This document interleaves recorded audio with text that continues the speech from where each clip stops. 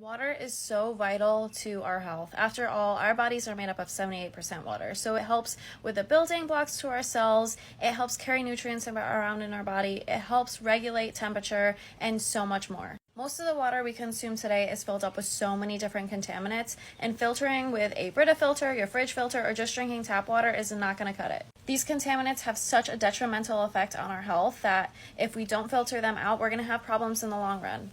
I'm going to show you some of the contaminants of the water in my town and how to best filter out some of those and teach you how to look up the contaminants in your town. And for those who don't know me, my name is Dr. Alyssa. I'm a naturopathic doctor and I specialize in gut health. This is the database to the Environmental Working Group where they have done studies and research of the water facilities across the country. This is the facility in my town where you can see that there are 9 contaminants that have found that exceeded the guidelines of the Environmental Working Group and a total of 43 contaminants found in my water.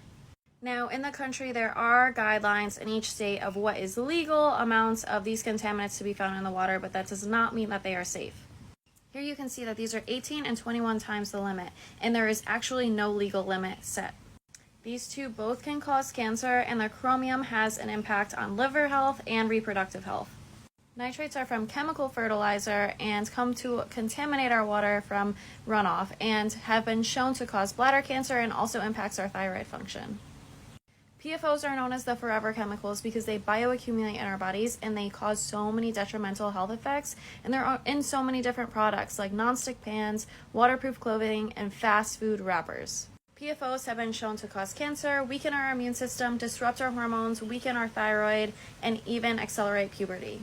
Now, if you want to know what chemicals are in your water, you can go to the Environmental Working Group's website and search the tap water database where you can enter in your zip code and it tells you the specifics of your water.